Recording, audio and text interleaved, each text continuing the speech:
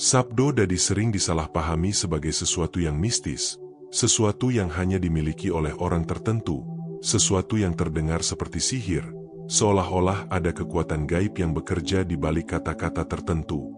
Padahal jika kamu melihat lebih dalam, tidak ada yang ajaib di sana, tidak ada yang perlu dilebih-lebihkan, karena yang bekerja bukan kata-katanya, melainkan kesadaran yang melahirkannya.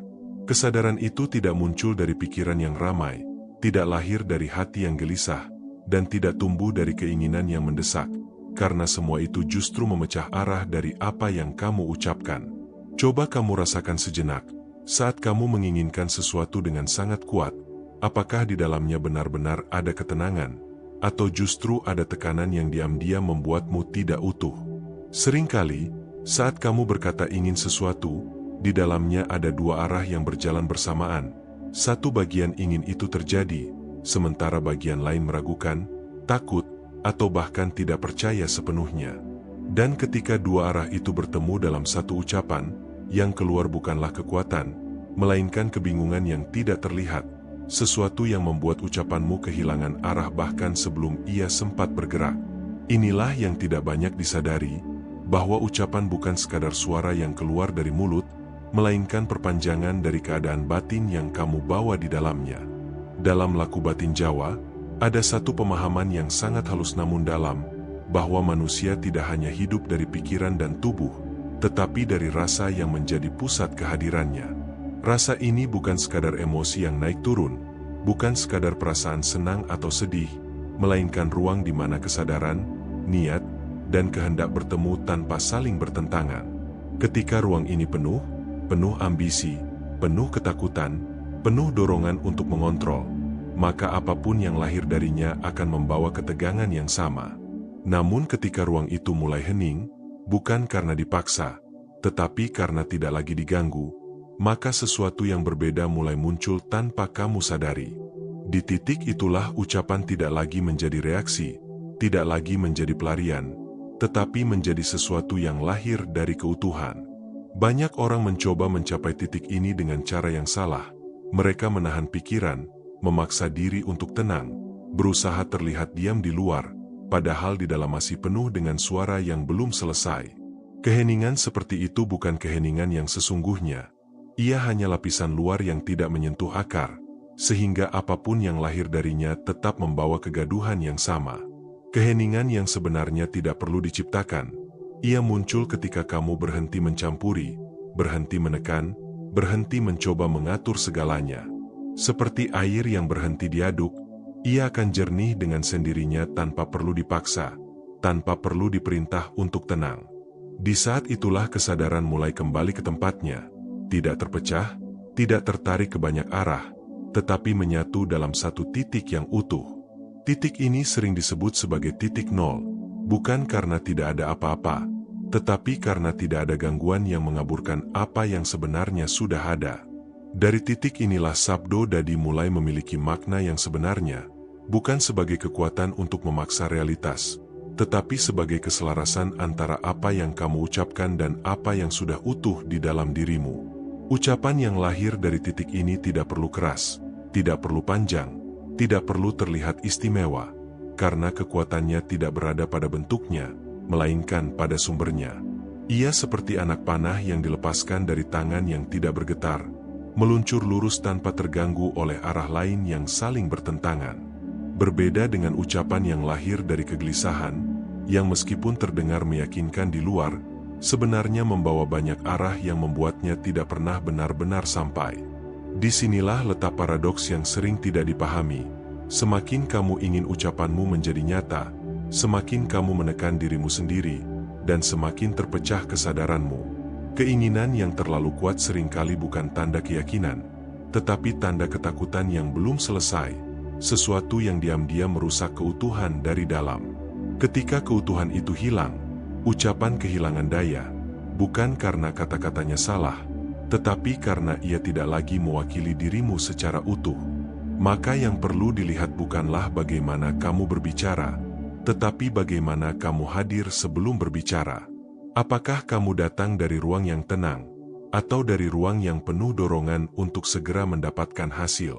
Apakah kamu benar-benar utuh? Atau hanya mencoba meyakinkan diri di tengah keraguan yang masih ada?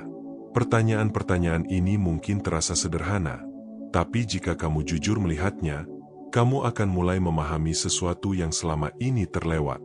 Bahwa selama ini bukan karena hidup tidak meresponmu, tetapi karena apa yang kamu kirimkan tidak pernah benar-benar jelas arahnya. Bukan karena ucapanmu tidak didengar, tetapi karena ia lahir dari tempat yang belum selesai dengan dirinya sendiri.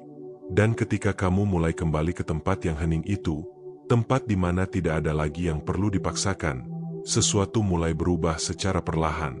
Tidak selalu terlihat besar, tidak selalu langsung terasa, tetapi ada pergeseran yang halus yang mulai kamu sadari. Kamu menjadi lebih tenang saat berbicara, tidak terburu-buru, tidak lagi merasa harus mengatakan banyak hal untuk memastikan sesuatu terjadi. Ucapanmu menjadi lebih sedikit, tetapi lebih terasa, lebih mengena, karena tidak lagi membawa beban yang tidak perlu. Di titik ini, Sabdo Dadi tidak lagi terasa seperti sesuatu yang jauh, atau sesuatu yang hanya dimiliki oleh orang tertentu. Ia menjadi sesuatu yang sangat dekat, sesuatu yang sebenarnya sudah ada, tetapi selama ini tertutup oleh kegaduhan yang kamu pelihara sendiri. Dan mungkin sekarang kamu mulai melihatnya dengan cara yang berbeda, bukan sebagai teknik, bukan sebagai rahasia tersembunyi, tetapi sebagai cara kembali ke dirimu sendiri, kembali ke keadaan yang lebih jernih, lebih hening, lebih utuh, tanpa harus menjadi siapa-siapa. Karena pada akhirnya, Sabdo Dadi bukan tentang membuat sesuatu terjadi di luar sana. Ia tentang menyelaraskan apa yang ada di dalam, sehingga apapun yang keluar darimu tidak lagi terpecah. Dan ketika tidak ada lagi yang terpecah, ucapan tidak perlu dipaksa untuk menjadi. Ia akan menemukan jalannya sendiri, tanpa kamu dorong, tanpa kamu kejar, tanpa kamu khawatirkan. Sekarang pertanyaannya bukan lagi apakah ini nyata atau tidak, tetapi apakah kamu bersedia untuk melihat dari mana selama ini kamu berbicara? Apakah kamu siap untuk berhenti sejenak sebelum setiap ucapan, dan benar-benar merasakan keadaan di dalam dirimu? Apakah kamu siap untuk melepaskan dorongan yang selama ini membuatmu terburu-buru, hanya agar kata-katamu terdengar benar?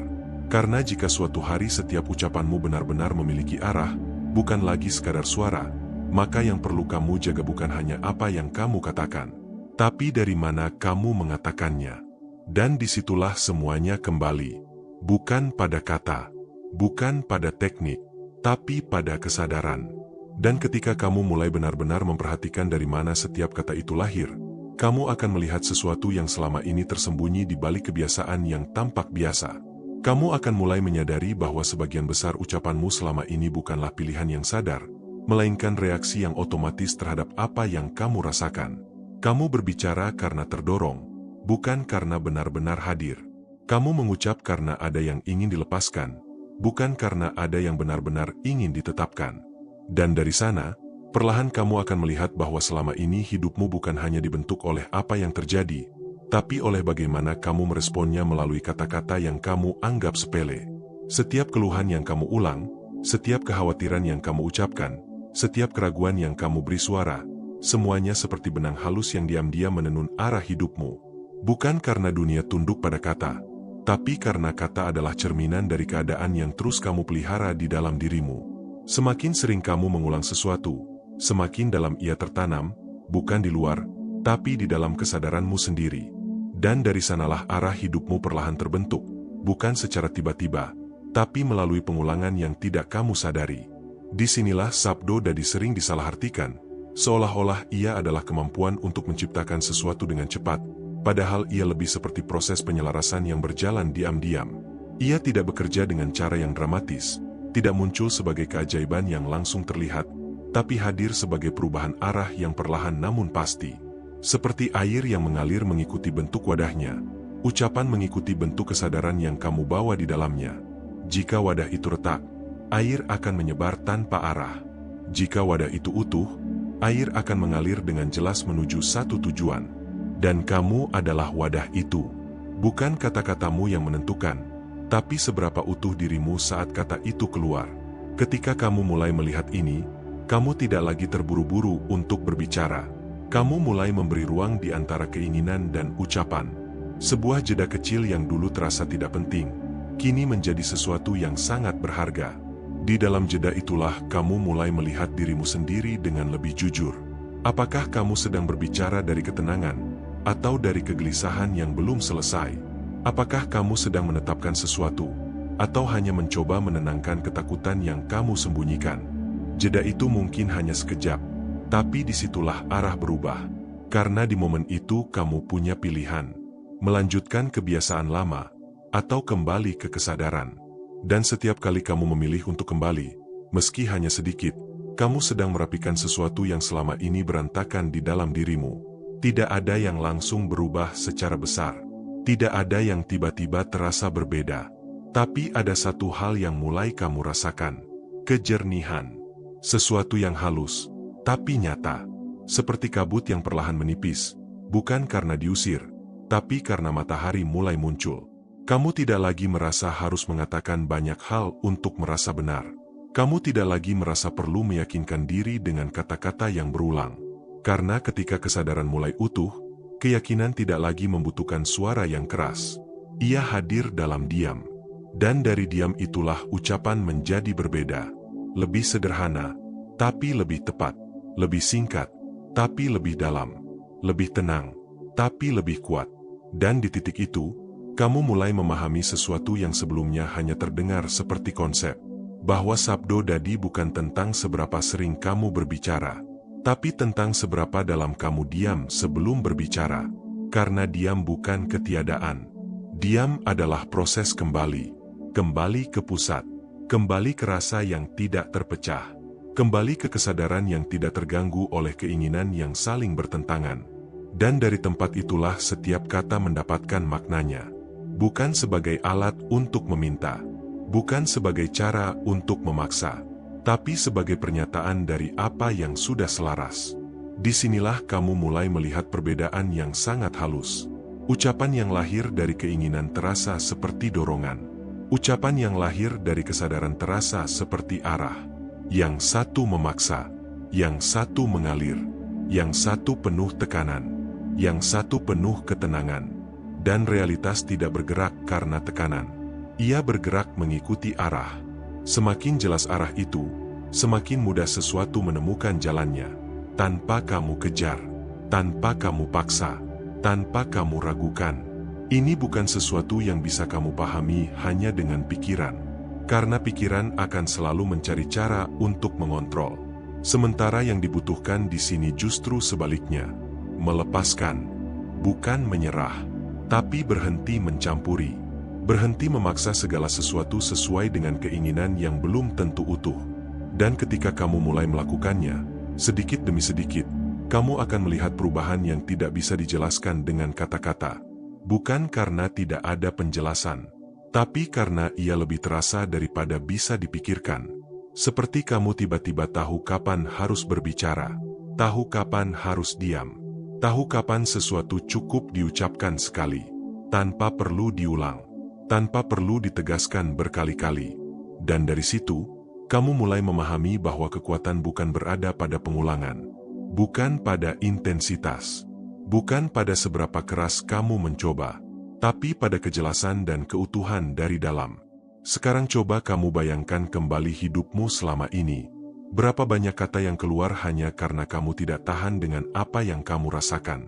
Berapa banyak ucapan yang sebenarnya tidak perlu, tapi tetap kamu keluarkan karena kamu merasa harus mengatakan sesuatu. Dan dari semua itu, berapa banyak yang benar-benar lahir dari kesadaran yang utuh. Pertanyaan ini bukan untuk menyalahkan. Bukan untuk membuatmu merasa salah, tapi untuk membuka sesuatu yang selama ini tertutup, bahwa ada cara lain untuk hidup, cara yang lebih sunyi, lebih sederhana, tapi justru lebih dalam. Dan mungkin, jika kamu mulai berjalan di arah ini, kamu tidak akan langsung melihat perubahan besar di luar, tapi kamu akan merasakan sesuatu yang berbeda di dalam. Sebuah ketenangan yang tidak perlu dijelaskan. Sebuah keyakinan yang tidak perlu dibuktikan. Sebuah arah yang tidak perlu dipaksakan. Dan dari sana, tanpa kamu sadari, hidupmu mulai bergerak dengan cara yang berbeda. Bukan lebih cepat, bukan lebih dramatis, tapi lebih tepat. Dan mungkin di titik itu, kamu tidak lagi bertanya apakah sabdo dadi itu nyata. karena kamu sudah mulai mengalaminya sendiri, bukan sebagai sesuatu yang luar biasa, tapi sebagai sesuatu yang sangat sederhana, yang selama ini ada, namun baru sekarang benar-benar kamu sadari. Ketika kesadaran itu mulai kamu rasakan, ada satu perubahan kecil yang diam-diam menggeser cara kamu memandang hidup, bukan karena ada sesuatu yang baru ditambahkan, tetapi karena ada sesuatu yang selama ini terlalu penuh mulai perlahan dilepaskan, memberi ruang bagi kejernihan yang sebelumnya tertutup oleh kebiasaan lama. Kamu tidak lagi merasa harus bereaksi terhadap setiap hal yang datang, tidak lagi merasa perlu memberi komentar pada setiap keadaan, karena ada pemahaman yang tumbuh secara alami bahwa tidak semua hal membutuhkan suara, dan tidak semua yang bisa diucapkan harus benar-benar diucapkan. Di titik ini, kamu mulai melihat bahwa selama ini sebagian besar kelelahanmu bukan berasal dari apa yang kamu jalani, tetapi dari bagaimana kamu terus-menerus mengisi ruang di dalam dirimu dengan kata-kata yang tidak pernah benar-benar kamu sadari arah dan tujuannya.